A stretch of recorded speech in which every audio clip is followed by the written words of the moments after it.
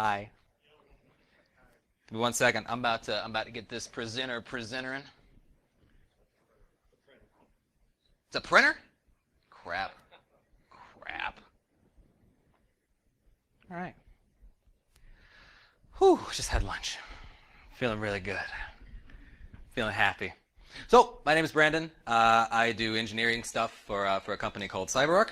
This is not plugged in, so I'm going to go ahead and do that. While I'm doing that, I guess my bio's in the thing, so I'm not going to talk a lot about me, because you guys didn't come here to talk about me. You came here to talk about security fails and DevOps and unicorns and rainbows and ponies and all the stuff that kind of comes with the cloud adoption, DevOps adoption, and stuff like that. But while we're all coming in and getting settled, I think it's very important to start this with just a statement that this session, this room here, it's a safe space for people who've committed IT security sins. If you, sitting right there in your chair and being a big stupid liar, have not done any of these things, if you are so wonderful and lily-white that you've never written down a password or copied an SSH key from a prod system to your own box because you wanted to authenticate all willy-nilly forever and ever like you want to, if you have never late night went by Taco Bell, grabbed some delicious Crunchwrap Supremes, then crushed it in the car in the parking lot because you didn't want your significant other to know, get out. Like, leave. Don't stay here, because the people around you will shun you. You will not be one of us. Just like I thought nobody left. Or they're just sitting there right now being really scared about what we're all going to do to them if we find out. So, how many of you go to Black Hat, or like the big security vendory conventions? Anybody in here? Okay, cool. So if you went to Black Hat, probably 2016, something like that, you would have noticed that no matter where you went on the vendor floor, you saw cloud everywhere. The year after that, you went up in there, you saw AI, behavioral analytics, AI. Then a year after, before, I don't really remember, you saw DevOps. Now, why is he saying this? Well, C-levels, CISOs, CIOs, folks like that, love to go there and they see this stuff and they come back and they're like, hey, security team, we're going to do cloud. Can you help us do cloud? Help us secure that. Or DevOps, we're going to make a ton of money doing that. Security team, figure out how to secure that whole DevOps thing. And you look around, you're like, well, shit, what do I do now? The company I work for, CyberArk, we tend to come in and do security consultancy, things like that. We also sell a product. I'm not going to talk about that. But we hear this conversation all the time. Security comes to us saying, guys, what do we do about this? Well, first of all, you've got to recognize that the environment has changed. And I submit to you that change has made it easier for those of you who do offensive security to pwn the hell out of environments. And I'll talk more about that too, as well as ways that we can kind of make the pwnage a little bit harder. But what I've seen personally in this whole cloud, on-prem to cloud migration is a couple different things. The first is, right, we're having an increase in scale. Now that is including the threat surface. Back in the day, you had an on-prem data center. You had like something like 300 servers in there. You've heard the whole, servers are pets and containers are what do they say, cattle. That's really slaughtery for me. So I prefer like tissue, like Kleenex, right? How nasty is that to think about containers? Like you blow your nose, you throw the Kleenex away. Same is true with containers. Now, the increase in scale means that our development teams, even some of our security teams, are kind of slowing down the security part of it because scale is hard to secure. So we'll talk about some best practices there. The other thing we're seeing is, again, no more pets, right? So as we provision new containers, we're forgetting the part about how container hosts are just kind of like hypervisors, and if we don't do anything with the password there, if it's the same across 3,700 container hosts, bad guys make it, have a very easy go of moving laterally. The other thing that we're seeing quite a bit in terms of cloud migrations is nobody's really standardizing on one platform, like it's not a thing. You see it case in point with the cloud thing. So about 4 years ago, if you were to ask a company, hey, who do you use for like infrastructure as a service? They'd probably say something like, well, we use Amazon Web Services, and everybody else is dumb if they use Azure, or, well, Google was just kind of a glint, but it was still coming. Now, completely different. Like, oh yeah, we use AWS, and this other team, they're using something else. This other team is using some weird cloud thing that we don't even know about, because our developers in those teams are being told, hey guys, use whatever makes sense, right? Search Google, find something, find a tool, do it. Your job is to make money for the business. So we're seeing more non-homogeneous environments, which makes it hard on security because it's really hard for us to say, well, I'm going to standardize this policy and this rule set. Well, what about Azure over here, security guy? What do you do there? I don't know Azure. So we're getting that quite a bit. The biggest thing, and the thing that I'll probably talk about quite a bit, is with this increase in scale, with jumping on this beautiful DevOps train, choo-choo, unicorns, barfing, all kinds of rainbows, we do have more non-humans that are automating processes that humans would have taken. It's the whole point of DevOps in general, right? For developers and operations teams to come together, build automated processes so that they can go home at 3 o'clock and drink beer while you're still making security policies. That's the whole goal of what DevOps actually is. So we need more machines to actually do this work. I'll talk a little bit about the dichotomy between kind of machines versus human access role and stuff like that. The final thing that we've seen that really hurts me is the human actors that are managing these processes. For instance, we all seen Terminator, right? Skynet, pew, pew, pew, Terminator, stuff like that. Somebody had to press a button and say, this is a good idea to start up Skynet. The same is true with our cloud automation and DevOps processes. A human administers it. A human puts together the policies that become the framework of the beautiful automation we've created. Those humans are typically given way too much rights and too much power, and security teams are told, guys, whatever, they're DevOps, they do what they need to do. So from an attacker standpoint, those are the guys I want to start targeting now, and gals too. But one very important thing that I'll tell you is, even though everything is shifting and migrating, everything's fine. We're not seeing compromises based on these economies of scale that I mentioned. It's not like every single breach in recent memory, the past 2 years or so, has involved some sort of secret existing in public source that's wide open. That doesn't happen. Security, whatever. We don't care. Now, before I talk about how things are different, by the way, sarcasm, in case you didn't, I'm sure you know. I'm sure you knew. You guys are cool. Before we jump into that, I'll submit to you that even though things are changing, your typical threat path is pretty similar.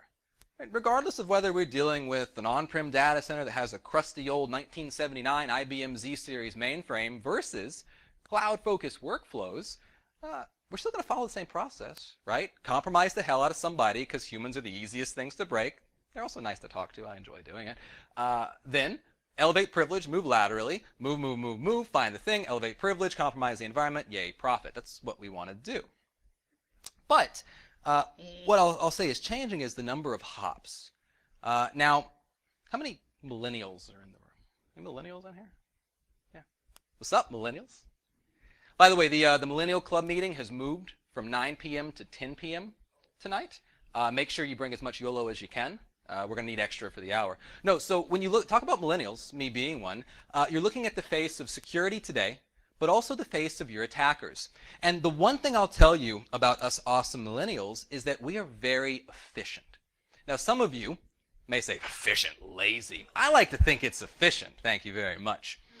Now, when you look at it from an attack flow, you look at the old way, right? Move laterally through a data center. That's dumb. It takes a lot of work. I may actually have to talk to people or do something instead of just hanging out, watching Netflix and doing whatever us millennials do with with whatever applications. I don't even know. But instead, what if I target, say, a company's cloud presence, company's cloud environment, particularly around the infrastructure as a service, the platform as a service? If I'm able to compromise a user, grab a privileged access key, secret key pair from their desktop, done. I've owned the entire environment. I have access to PII, all kinds of delicious stuff. If I didn't want to create an irreversible network takeover scenario and hit their home DC, I'm done.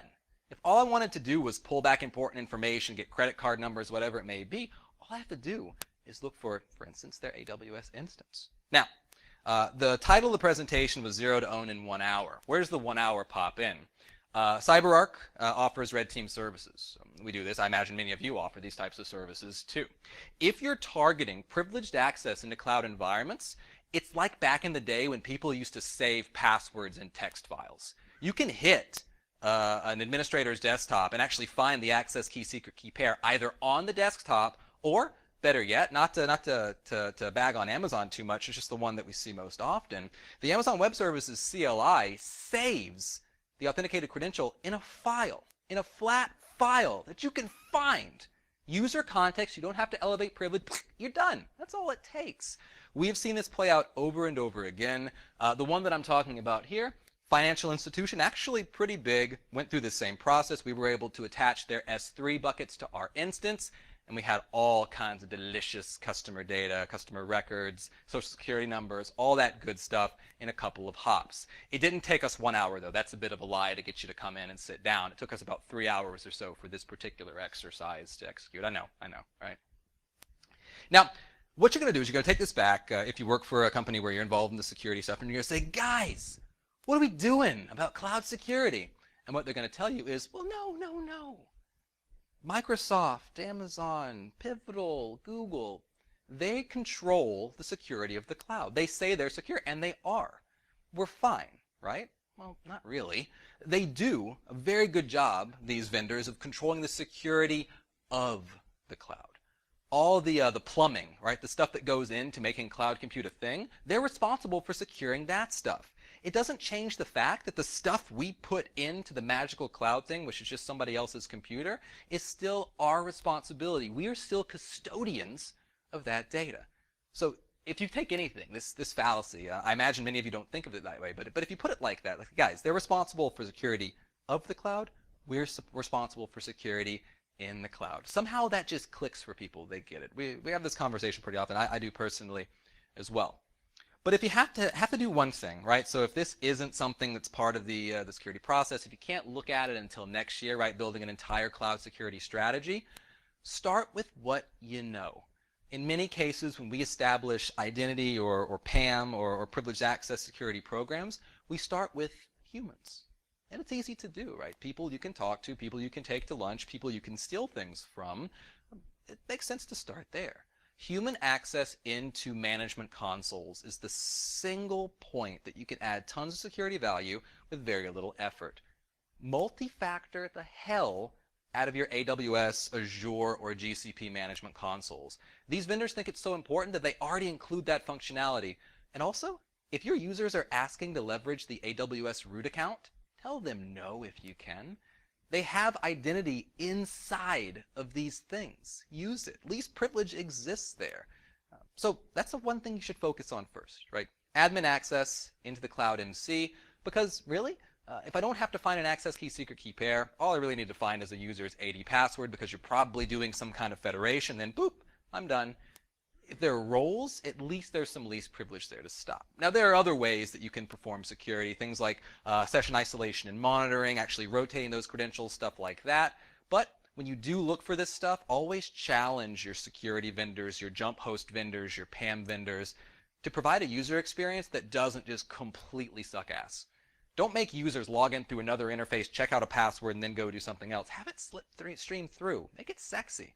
One of the things that we see a lot in terms of enablement for cloud engineers and DevOps engineers is they're spoiled because their job is to enable the business. Their job is to move fast. And I'll talk a little bit about we as security can learn from that in a moment, but look for ways that you can make their life easier while invoking security. And again, I'll talk more about that later.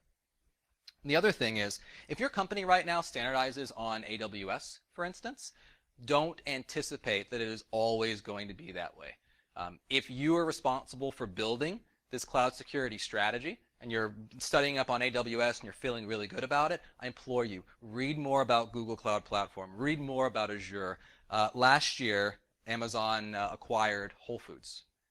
For our customers who had standardized on AWS, who were in the retail or grocery space, they were like, whoa, well, AWS is now kind of a competitor, isn't it? Well, crap. Okay, well, and C-Level says, in 3 months, we're shifting everything from Amazon to Azure. Security team, go. I trust you. I believe in you. These things happen. Amazon will continue to acquire stuff. Microsoft, Google may also come in these spaces, so plan for multi-clouds. But don't just stop at looking at the kind of the quick cloud administrative console. There are a number of tools that make up the pipelines that are kind of commonplace in cloud automation, but also when we start to sprinkle in the DevOps framework adoption. One of those that I love to point out quite often is good old Jenkins. Jenkins is just fun to say, by the way. Maybe it's Leroy Jenkins. Maybe that's where it comes from, because I don't think of a butler, right? I just think of a guy running. That doesn't matter. So what I did was, I was like, okay, how do I really talk about Jenkins being insecure? And I thought back. By the way, do we have any folks from utilities, energy, anything like that in the room? Couple. So like 2 years ago, Georgia Tech did a POC where they created a piece of ransomware that was specifically targeted at a certain brand of what are called PLCs, programmable logic controllers. They control stuff with logic that you program. But this particular one targeted PLCs that weren't supposed to be internet facing, but were. An industrial control system, a thing that should be in the most air-gapped of air-gapped networks, is somehow open to the public internet, typically using default admin credentials. This piece of ransomware was designed to hold a municipality's water supply for ransom. If you don't pay up, we will increase the amount of sanitizer to fresh water, potentially poisoning your entire populace. Superman 3 style. It was cool. It was totally awesome. Didn't actually happen. It was never deployed. It was just a POC. It was for funsies. But Jenkins is kind of the same way. So doing a quick Shodan search actually pulled back, what was it, 214.5 thousand Jenkins instances that were accessible over the public internet. And you're thinking, okay, well, they probably have SSL enabled. They're probably not using default credentials. And I can't tell you about the last one, but look at this. 33,000 of them have port 8080 open to the public internet. Good old port 8080. It's not quite 80. It's more secure because you put another 80 in front of it. It's totally fine. Why did this happen? Well, I'll tell you why. I'll give you this is an opinion all the way. It's because we were provisioning so quickly. The automated bot, the thing, did not add security into the mix because our developers didn't know better. It's not that they're trying to work against us. By the way, I'm a previous developer. I'm reformed, but this was me in a previous life. I got better, I think. But we didn't know. We just did it. So these are things you can look for. Jenkins is the new domain controller. It's the domain controller of DevOps, by the way. This is something you can run on your own as well. But have those conversations. Like, guys, are you exposing your management console for internal nodes to the public internet? If yes, why? Like, buy them pizza, take them out to lunch. Have that conversation. It's really all you need to do. Scare them a little bit. It's a thing. And by the way, many of your vendors will do this with you. Like, if you have a security vendor who works in the cloud or works with DevOps engineers, like, we love having those conversations. They don't scare us at all. But for people, look at your management consoles, your one-stop portals to get the whole world make life easier, also make life easier for your attackers too. It's what we do over and over again. But what about the non-humans? There's something about application processes that tends to send your traditional security engineer for a loop. It's a little bit different. Yeah, it involves code, but many of you in the room, I'm sure you write your own code all the time, so this is nothing. And yet somehow, things like this happen. This is just a simple Jenkins build script that exists right here. It's just in a private code repository. A beautiful access key secret key pair right there in plain text. Just love to see those. Somehow, and this is okay, right? This is a dev environment, lower environment. We're just getting our job done. But somehow, that bad boy ends up in a public source repo inside GitHub. Now, pretty much anybody, whether it be somebody just typing on their keyboard or someone using a tool like TruffleHog to find very high entropy items, is able to find that and then do whatever they want to do. Now, if you don't believe me that this is super easy to do, not right now, but later, whenever you feel like it, pop open your laptop, go to GitHub, search for AWS_secret_key, and sort by recent code commits. I nearly guarantee you that you'll find something, a hard-coded access key secret key pair, in like 10 minutes. Maybe 5 minutes if you click through real fast. Maybe 1 minute if you get lucky. This is happening all the time. Again, those automated processes are allowing it to go. And this isn't just for one particular type of system. In pipelines, DevOps or no DevOps, we have multiple things authenticating to other things too, typically, again, using hard-coded secrets. A lot of times, we'll see them be the same username. So the username is the password, or admin is the username, password is the password, or you go root Calvin like with Drac systems. It's like the same stuff here. It continues to happen. Now, for those of you who may not be super familiar with a pipeline, all it really is a process that moves one thing to another thing and has the telephone game in between. A pipeline can be to deploy code, it can be to provision new servers or virtual machines or containers, whatever. A pipeline is where you put something in it, it comes out at the end, typically changed and something has been done. In a very simple pipeline, for instance, having Jenkins pull code from something like GitHub that then does work on provisioning a new Docker image, putting it into an artifact repository, and then leveraging something like Ansible, Chef, or Puppet to actually do the thing, you've got something like at least 6 different things that are authenticating in that process. Boop, boop, boop, boop, boop, all day long. Jenkins will typically hold the credentials for every single one of them. So that cute little butler right there is actually a big frickin' jerk when it comes to security. He does things for us, though, right? We don't want to hinder automation. This is why when a lot of times you'll come to this and you'll say this again to the internal staff, they'll say, security, you don't understand. You guys are super slow. Where's your suit? Where's your tie, security? Well, that's just that's a perception thing. But again, simple pipeline. In many cases, a company will have way more stuff that is involved. In fact, sometimes, by the way, when you have this conversation with your DevOps engineers, they'll just throw tools at you. You'll be like, well, you know, Jenkins, I know holds a lot of secrets. We're actually looking to secure that. They're gonna be like, well, what about Cloudfish and Cloud Burrito? What about Velocity Taco? And you're like, what? Velocity Taco? Like, because we're dealing with so many small things as part of a pipeline, tools are just popping up that do very similar things. Don't let that discourage you from having the conversation. I'll talk more about how you can kind of generalize things in a bit, but really a quick Google search, you can say, oh, well, dang, Cloud Taco works a lot like Bamboo. Oh yeah, it's kind of the same as Bamboo, but it's open source. It's like, okay, guys, we have it. Let's have that conversation. But as a previous developer, that was my strategy too. If I could throw enough tool names at the security team, eventually they would leave me alone. Don't give up. Don't. But it's a perception thing. A lot of times when we start to invoke security on something, people on the development side tend to think that we're trying to slow stuff down. Again, go find your tie security. We're designed to go fast. At Black Hat this year, I saw an interesting t-shirt. I liked it a lot. It said, security is always right, which is true. Kind of are. But if I could ask you to do one thing, when you're dealing with these cloud and DevOps processes, in the back of your mind, security's right. You're right. Remember that. You're awesome. Look in the mirror every day. People like you. You're smart. All that good stuff. Affirmation style. But try to understand. Take that shirt and modify it to security is always trying to understand what's going on. If you just have a conversation with your developers or your DevOps teams about what they're doing, your cloud architects, be like, hey, what are you doing? Oh, well, we're deploying this and this. It's like, okay, cool. How are you securing that? What do you mean? No. Just like how can we help? Because you know I'm going to come find you. You know I'm going to be there eventually. You know there's going to be a directive. So tell me now. If you tell me now, we can start to work things out. Guys, it sounds crazy, but it does work. It's really efficient. And you can throw out very simple things like, hey, developers, maybe don't put secrets in source code. Well, where are we going to put them? I don't know, like a vault or something, maybe. There are open source tools out there. I'll tell you about a few of them in a bit. But if you provide something that they can put the secret in, well, now you're providing it to them as a service. Now you're saying, hey, guys, don't worry. You put the secret here. It's going to be secure. Maybe we rotate it. But it doesn't matter to you. Your application can keep doing what it does. Oh, really?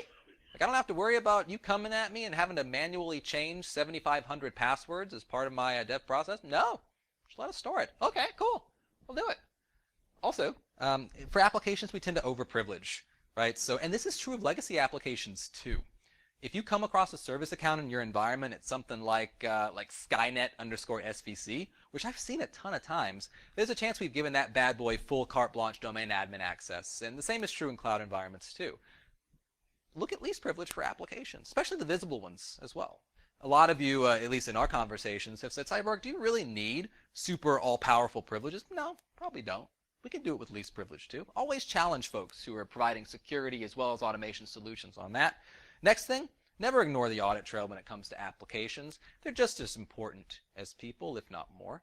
An application shouldn't be able to be a faceless entity that's able to nom down all sorts of secrets all day long. It should be auditing. I should be able to know what Skynet_SVC did. We should be forwarding that to our syslog, our SIM solutions, all that good stuff, especially for the visible ones as well. For instance, outside of cloud and DevOps, you should know when your vulnerability scanners are logging into systems. You should know of the pattern. That way, if you're not changing the passwords, and you should, you can be able to tell when a bad guy is using your vulnerability scanner service account to do naughty things. I'll tell you a story about that in a bit. Finally, don't do stuff manually. If you tell this, guys, we want to take away as much manual stuff as possible, like you rotating your passwords, or you copying SSH keys to target hosts and having to forget about them. Automate. Automate your security. This is true of you telling them, but also doing it yourselves. A lot of successful security programs are taking up the same types of automation schemes as our DevOps teams are doing as well. If you can automate the onboarding of new accounts into your identity platform, if you can automate the onboarding of new systems into whatever asset management solutions you're using, it means that you've got time to go home at 4 o'clock on Friday and crack a beer before 5 hits. It's simple. Automate as much as you can. You can learn from your DevOps teams too here just by having the conversation. The other thing that we see a lot is what are called islands of security. What does that mean? That sounds really marketing-y. Well, we like islands because islands are fun. But a lot of times when you have this security conversation, your teams will say, oh, well, actually, we use Puppet. We're using Puppet here to store our secrets. And you're like, okay, well, at least you're doing something. Or, you know what, actually we're using Docker Vault to store those secrets. Or we're using the vault of this solution that isn't a security solution, but they put in some sort of secret storage capacity because we asked for it as a user base. Don't tell them not to do that. It's important to do. However, if you've got a bunch of different tools, as security, you run into the risk of having to now go out and master every single one of these bad boys, which you probably don't want to do. So, don't tell them to not use it. But if you have a bunch of different tool sets out there and we're all doing kind of secret storage inside of these, as well as on the file system, as well as, and hopefully not, but probably public source code repos, look for a way to centralize that. Start with the most visible application or process, the team that you know best, the team that you have friends on. If you make a successful move from a completely fragmented system to a centralized management portal, something like that, the word will spread. People will start finding you and saying, can you manage our credentials for our applications? Can you do this? Really? I'll pay you. No, they probably won't do that. They probably won't say that, but you know, I can hope. So, some good practices. Again, a lot of theory stuff, but some things to take away, some things that you can immediately take to the team, have conversations with, are these. If you're using secrets, if secrets are communicating from one place to the next, if secrets are being stored somewhere, they need to be encrypted, even a little bit. Many libraries are already there for your developers to be able to do it. All you have to do is ask them, hey, is that happening? Plain text over the wire? Yeah. Don't expose port 8080 to the internet. At least have it be, A443? 443, right? At least use a self-signed certificate. Guys, come on. Step 2, if you've got old secrets, rotate them. Even if it's manually once every 2 years, it's still better than having that secret be out there for 10 years. It's the same. I happen to have in a cloud storage solution, a free one, I have a private key from when I used to be a Unix application owner. I'm almost certain that I can use that private key if I were to get on the old corporation's network to authenticate to any number of critical tier 0 Unix servers, because they don't rotate those. I never had to. I had that bad boy for 4 years. I loved it. When I discovered SSH key authentication, I was the happiest Unix admin in the whole wide world, as many of yours might be too. So rotate your secrets, especially if they're dealing with very critical information, segmented environments, customer data, all that good stuff. Even a manual change once every 2 years is better than nothing, like I said. Also, when you do go to a secret management platform, your developers are going to say, well, that doesn't run inside of OpenShift. You mean I got to call outside of OpenShift to get into OpenShift? Well, no. If you find the right stuff, you don't have to. People want things to run natively, to run close to the application. There are benefits to it. If you have a secrets management platform running right next to your application, it means that you can take advantage of any redundancy and availability built into that platform as a service. By the way, when I say that, I'm talking things like Pivotal, OpenShift, Kubernetes, container orchestration platforms that we're building a lot of our DevOps processes on. Finally, as you move to this, look to least privileged applications. Always ask, does that need domain admin rights? Does that need full cloud AWS admin rights? Probably doesn't. maybe scale it back a little bit, or better yet, how? How would you, team, recommend that we scale it back if you want to have that more consultative discussion? Audit the hell out of everything. That's a given. I'm going to talk about that. And then finally, automate your processes too. Anything you can do to make life easier. Automate yourself out of a job means that you can advance or go home early, depending on what you like to do. I mean, I don't know. Depends on, I guess, what matters to you in life. Maybe, why not both, right? Why not both? But try and centralize as much as you can, too. Now, when you come into centralization, the biggest thing is going to be, well, I don't want to put all my eggs in one basket. Challenge the hell out of your baskets. I say that as a vendor. You need to take us through the ringer. That's what we're here for, right? Always ask the hard questions. Never be afraid to do so. Now, once you've done that and had those conversations, the nirvana state, that beautiful security state of DevOps that we want to get to, is simply this.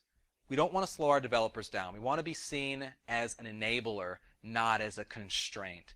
If a developer or DevOps practitioner has ever called you a constraint, you know you've screwed up royally. There exists a book called the Phoenix Project, written by Gene Kim. It talks about the concept of constraints in DevOps. All that is anything that's going to slow me down and make my life miserable. In 2016, there was a cloud trend survey about cloud migration and blah, blah, blah. It said, of the respondees, 90% said they were moving something to the cloud. 20% of that 90% of people who said yes, actually, I'm sorry, never mind. All those respondees said that 20% of workloads were effectively migrated. So 90% of people doing it, 20% of stuff was actually successful. And when asked what the biggest thing that was slowing them down was, what do you think they said? Yep, security. They suck. Hate them. But we are seen as a constraint.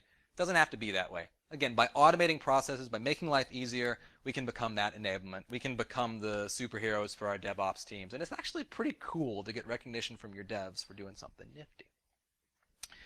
Also, when you're looking at putting security into the DevOps pipeline, it should kind of be a little separate, so you don't have to be a total master of OpenShift to invoke security. It needs to run outside of that platform too. Also for availability, for scale, and while you can allow developers to manage different security policies, at the end of the day, it's good, but you should be the end. You should be the piece that sets the initial policy and allows developers to work in around it. And I could talk about this for hours, so I'm not. Now, when it comes to talking about a pipeline, when developers say, how are you going to secure my pipeline? What happens? I use tool XYZ, A, B, C, D, E, F. I'm going to give you a hint, a little secret. Most pipelines are pretty similar to each other. Now, this is a grand generalization. But again, if it's something that you're a little bit new to, a typical pipeline is going to work a little bit like this. You've got a server, a process, a thing that does stuff, orchestrates things, is responsible for a task. Now, what it'll typically have is it'll have some kind of account it uses to authenticate to do its tasks. And again, this can be whatever vendor we're talking about. Now, once it does that task, maybe it's provisioning a new container host, new containers, new virtual machines, new, for robotic process automation tools, new robots that are going out there and performing stuff. Well, it typically provisions a thing that has some sort of secret associated to it. Right? So now we have a brand new secret for something that's typically hard-coded and exists forever, and it's probably the same on all these nodes too. Just like admin passwords used to be the same in a lot of environments. If your admin passwords are the same, like your local admin passwords are the same, I'm sorry. We can change that. It's easy to do. We can talk about that. But typically the same. And then a lot of times when we provision something, there's an application on there that now has a new hard-coded secret so it can authenticate to do other stuff. And then the process continues in this super big wheel thing that goes on. So what do? Find something to store these secrets in, whether it be free, paid, enterprise, whatever it is, OSS, so that A, your orchestration server can now make a call back to the secret storage platform. A lot of you are wondering about the secret zero problem. You're probably thinking that. I'll talk about that in a moment. Once it pulls the secret, which you can rotate from the thing and provision something new, programmatically onboard that something new into your identity management platform or your server management platform or your system management platform or even the same solution up there. Now these secrets can be different, so bad guys can't move laterally across whether it be your on-prem environment, traditional, or a more cloud-born environment too. Again, this is the same nearly across the board. Finally, when you provision an application onto one of these nodes that you've created, have that thing call out to the secret store just like that thing did. doop, boom, and it just goes around and around and around and around. Only these passwords are changing. They're not existing in a hard-coded state. They're not variabilized. They're not existing in public code. That's it. That's all there is. Start with a vulnerability scanner too, if you just want to see how it's done. That's all there is to it. Now, I talked a little bit about least privilege of applications. And I talked about how somehow it scares security teams a little bit. And I'll tell you why. So when we look at establishing identity for human processes, we see some fellow like Bill. Bill's a happy guy. With people, it's very clear to define or to get their identity. If you come up to me and say, "Who's this guy?" Well, it's Brandon. Well, because you were told it was me by the awesome introduction I had earlier. I'm Brandon. What's up? I got proof. You can also check my ID, which is real, I promise, to see who I am. You'll probably, when you steal my wallet, because I imagine that you found out I was Brandon so you could hit me on the back of the head, knock me out, and steal my stuff. So once you pull my wallet from me, after probably hurting me quite a bit, you'll likely find my business card too. You know what I do. You know what my role is. So I have who you are. I have what your role is as well. You may also have found my phone, or even an RSA dongle, something like that. So you would have proof that I can perform multi-factor authentication, and you would have found that I'm warm and friendly because I allowed you to talk to me so that you could hit me. Hopefully, I am still warm and not cold and dead, but you've established my identity somehow, and it's pretty easy to do. Whether you hit me or just talk to me, either way is fine. But applications are a different story, a completely different beast. And to a security team, they typically look like cold and unfeeling robots. Because once you do a scan because you didn't want to talk to your application team because those guys and gals are super weird, you would find that there's really no identity associated with these accounts. SVC11285 or some nonsense like that. And you're like, ugh, I'll worry about that later. Applications can't really multi-factor, can they? An application authenticating to something, how's it going to prove it is who it is? Well, no, we authenticate applications based on what they know, not what they are. Well, there are ways to do it the other way, but that's neither here nor there. There are solutions out there that do that. It's hard to identify the role, the identity. It's hard to identify any sort of multi-factors of authentication. But I think we're looking at it the wrong way. Instead of looking at application server WA113, that's Wally. By establishing machine identity for our applications, whether that starts with simply creating functional accounts for them. This account I will give to Qualys. This account I will give to Jenkins. This account I will give to Shep. It's a little simplified, but by doing that, by having that conversation, by even mapping what you have going on out there, you can begin to establish identity for these. The roles come out too. By even talking to the team, saying, oh, hey, application owner Bob, I see there are 5 service accounts on your system that haven't changed in the longest time ever. What are they for? If Bob says, I don't know, bring them under management. If Cindy says, ooh, I know 1 and 2, well, Cindy, how can I help you with managing those? Right? They exist out there. I want to help you secure them and make your life easier. And Cindy's going to be like, yeah, cool, do it. Whatever. I don't care. I got other work to do. It's not bothering me. Again, there are ways to do this. We can chat more about that as well. But always look at ways of establishing some kind of identity for your non-human processes too. But even when you've done that, applications have a hard time multi-factoring, as I mentioned. There are solutions out there that offer secret management that allow you to authenticate an application based on attributes of it. Things like a hash generated at runtime that's compared to a hashed value that was done during SDLC. The hashes don't match, the application can't pull a secret from a central store. Things like Kubernetes and OpenShift authenticators that authenticate an application based on the pod in OpenShift or Kubernetes that it's living on. Applications do not have to authenticate with hard-coded passwords. That is a thing of the past. Like I said, there are open source solutions that let you do this. I'll introduce you to one of them. But what's the goal? The goal of all of this, right, from managing human access into cloud and our DevOps tools or whatever it is that a human accesses, to managing applications doing stuff, the goal is to establish some sort of policy that can be spread across environments and across systems. Why do we do this? Well, number one, it makes our C-levels incredibly happy. We like happy C-levels because a lot of times they give us raises. C-levels in the room, you should give your people raises, by the way. Number two, yeah, cool. Number two, what is number two? C-levels, blah, blah, blah. Number two, it means that attackers that are super lazy and millennial like me aren't going to target the same things over and over again in the cloud segment that we always know are going to be compromisable, right? If you establish the same level of multi-factor you do for your cloud environment that you do for your end users on their workstations, you are good. If you're not doing that, think about it. Like, it's super quick to do. Right? So by having some sort of central enterprise policy, we can make our CISOs happy, we can make our lives easier, and we'll make our auditors happy too. Who doesn't love a happy auditor? Who doesn't? Never mind. I'm not going to ask the other question. So, we're coming close to the end. And there's one thing that I've not done. One of those is likely inform and or entertain you. I probably haven't done either of those. But the other thing, the more important thing, is that I have not given you free stuff. Now, I don't have a raffle. Like, this isn't like free stuff that you can like grab and take home. Sorry. I mean, you can grab it at some point, but you can't. It doesn't matter. A couple free things I want to talk to you about. The first is, we talked a little bit about the concept of finding accounts that are being used out there, in the cloud, not in the cloud, all that good stuff. A number of vendors provide solutions that are free that let you do this kind of stuff. At DevCon 2 years ago, one of those that was released was called Bloodhound. Anybody use Bloodhound? So sexy. Like, honestly, being in the room when Bloodhound was unveiled there was a lot of sweaty people, number one, which was cool. There was a lot of sweaty excitement, which was my favorite part about it, I think. Ask me about that later if you want to.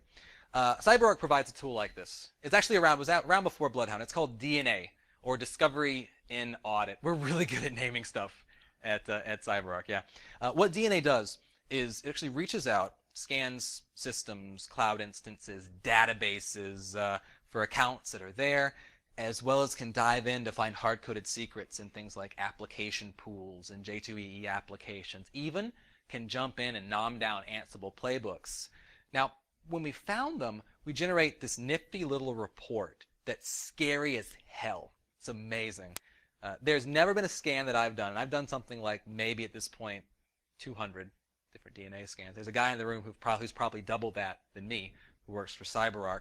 I've never seen something that didn't make me giggle inside a little bit, like that maniacal giggle you get from watching something terrible happen, like a car crash. Does everybody get those too, or is it just me? I'm kidding. I don't get it. I'm a human, right? I'm not a robot. So DNA allows you to see this information, but the best part about it is, outside of all the nifty stuff that it shows you, you can take action right away. You don't have to pay anybody anything to begin to mitigate risk by discovering the stuff you have going on out there. I have a story. About 3 years ago, I was doing a proof of concept, where we install the CyberArk software, we rotate some passwords, do some kind of stuff for a now client, but then prospect of ours in South Florida, a bank, financial institution. When we did the scan, there was one account that just stuck out like a sore thumb. This account was a member of the domain administrators group.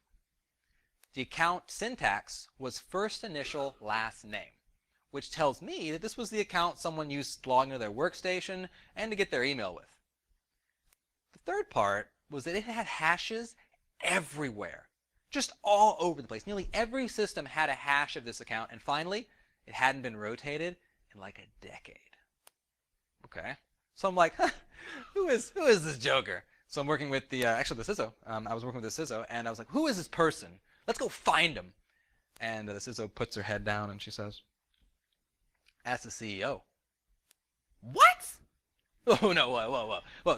So the most visible employee in your company, the one who gets all sorts of crazy spam emails all day long, or their admin does, is a member of the domain admins group, has hashes all over the place, hasn't changed their password in 10 years. Why? Because I don't want to get fired, dude. Okay, that's fair. Cool. not gonna stop you. I'm not gonna slow that train down. Right? Because CISOs exist to get fired, right? We all know that, right? Breach happens, CISO gets fired. That's a bad joke, bad security joke. But so what did we do? Like, more importantly, what did we do? We set the password to change on next login and remove the CEO from the domain admins group. Never would have found out. So about 3 hours later, we get a call. It's the CEO. I'm trying to get out. I'm like, CISO answers. Hello? Why do I have to change my password? New security policy. Oh, okay. I thought I was about to get chased out of there. But look how much risk we mitigated by someone just having to deal with me for 30 minutes. You guys have almost dealt with me for an hour. It's like half that. It's way easier. It gets better, by the way. So I go home feeling real good. I don't go home. I go to my hotel room, which is like a shadow of home. But I go there. Probably got Taco Bell on the way because we're talking about Taco Bell. So go there, come back the next morning. We can't start the POC. Nothing. They're having a Sev1 issue. Something's broken. Sit in the lobby. Okay. So sitting there. An hour passes. They come out and get us. And they bring us in. They don't say a word about it yet. And I mean, you guys, you've seen me for a little bit. You know that I'm probably going to pry. So I'm like, what happened? What happened? Well, something was down. What was it? Well, our vulnerability scanners. Something was wrong with them. What was wrong with them? Well, they weren't working. Why weren't they working? Authentication was failing. Why? Well, CEO's account was being used as a service account for our vulnerability scanners. What? Okay, so wait. The most visible employee in the company had a super old password, hashes everywhere. Why did it have hashes everywhere? Because it was being used as a service account for vulnerability scanners. As an attacker, if I gain access to that CEO's account by sending them a really funny cat video, I can now move laterally in the environment and you'll say, oh, it's just a vulnerability scanner. That's fine. Doesn't make a lot of sense. So again, mitigated that risk too. They weren't customers. That was it. That's all we did. So eventually they do, somehow, after dealing with me, they start using CyberArk. 6 months later, we're doing kind of a check-in. So hanging out, talking a little bit. And they're like, you remember that account we found during the DNA scan? And I tried to play it like I didn't. Like I don't tell the story all the freaking time. I was like, no!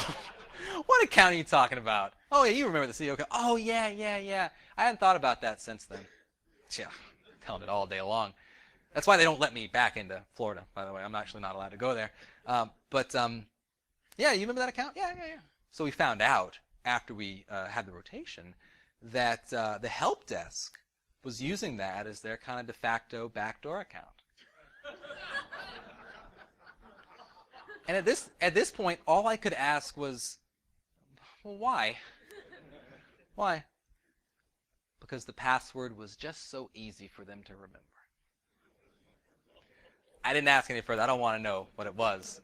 But again, that's one scan. It's 30 minutes of time. You can scan 100 systems and be able to find that type of information. This is why we could never charge for something like that. Right? So the way to get DNA is just to come by, talk to one of us, send us an email. I'll give you my email at the end.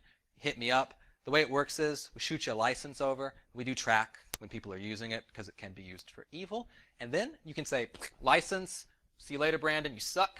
Go run your DNA scan, do your stuff. Or you can say, hey, I need a little help. We can actually provide an engineer for you who will help you run the scan, even analyze the results for you.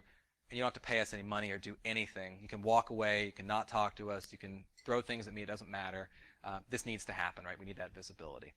But when you find the stuff and you want to start doing rotations, what do you do with it? Well, again, I talked about open source stuff. Around a year and a half ago, CyberArk acquired a company called Conjur. Wizardy stuff. It's really cool. They use like wizarding names and all their tools and things like that. Their tools, our tools. First thing we did was we open sourced it. Conjur is a containerized secrets management platform that is licensed under AGPL3, which means you can use it as much as you want to. There's no cost. It's supported by both the community as well as developers internal to us. If your developers need some place to put secrets and you want to get that from a security company, it's out there, it's available, github.com/cyberark/Conjur. Now there is an enterprise version, of course, but if we're talking about workloads, I would rather you be storing and potentially rotating manually than having them exist inside of code. This is a great way to start. It's also designed for developers, which is always good to have something like that that can be used. Now, couple of parting notes, resources, things like that, and then I'll do a quick recap. First, I mentioned Conjur. I gave you the GitHub link. You can actually hit up conjur.org. The most important part there is up in the top right, there's a little link to our public Slack channel. If you have questions about DevOps, secrets management, cloud secrets management, whatever, if you just want to mess with people, join the Slack, chat with us. Myself, as well as our engineering team, so our development team hangs out there too, in addition to a number of our customers, things like that. We also have a bunch of different security tools on our GitHub page as well. Things like a tool called Shimmeet, which does ADFS kind of crushing. We have an attack that we found called Golden SAML because we like Golden Ticket a lot, and Charlie Matoka Factory is cool. You can find all of our tools hanging out right there. Enjoy them, have fun, let us know how things go. And then finally, If you want to spam the hell out of me, BrandonT@cyberark.com. Hit me up. Now, before I get to the most important thing ever and close this out, a couple of parting notes from me. First, human access is important. Cloud management consoles are pretty easy to secure. At the very least, turn multi-factor on for them. You would not let, hopefully, someone log in directly to a domain controller without any sort of secondary authentication. You shouldn't do it for your cloud management consoles either. Same is true of Jenkins. When you deploy Jenkins, by default, it has no authentication. Anybody can log into it, look at jobs, and potentially access all those delicious hard-coded secrets within. Ask your developers to maybe turn on authentication. That's it. It's a step. Even if the password is admin CyberArk sucks, if you want to do it that way, it's better than nothing. So start small, then work things out. For applications, just ask your devs not to hard code secrets into public source code repositories. That's pretty easy to do. That's not a big thing. Just don't push it to public source. Find a better way. Variabilize it, put it in a file that exists only on-prem. It's a quick way to do it. No cost, no muss, no fuss. Now, the most important thing ever, though, is 5 o'clock today. We're doing a happy hour at Altwater, which if you go outside, turn left, in what was it? Atwater. Sorry, I put an L in there. At Atwater, go outside, take a left, couple of stumbling steps, you're there. We're doing a happy hour from 5 to 8 today. Come drink beer and other things on us. You had to put up with me for this long. You really do deserve something to thank you for. So please come find us if you don't know. Come find us if you want these cards to get in. We're hanging out in the exhibitor hall, things like that. But any questions? Yes, sir. So as you get, as some companies get more mature with DevSecOps models, what we're seeing is your DAS tools are inherently not working well with CI/CD, continuous integration. Yeah. Are you seeing any trends? How do you balance, rolling code every hour yet running your DAS? I mean, do you do it at feature level? Do you say, okay, hey, once a week you need to do this, once a month you need to do this? So honestly, what I'm seeing quite a bit is there's really no rhyme or reason to it. So in terms of performing the scanning operations, any is better than none, and we're seeing a lot of none. So really, I would start with something consumable. Once a month, yes. But you can also look at it as a delta model. If code changes more than Y%, run a scan. Typically, when we're dealing with very agile development processes, you're going to have, less than 5%, less than 10% changes unless you're pushing big feature updates. That's when you can key off some of your scanning processes. So that's what I'd recommend. Do it, but also if you're having lots of code changes that are minor, base it on the amount of diff that you're encountering between old version and today's version. Cool. Any other questions? How about now? Cool. Thank you all very much.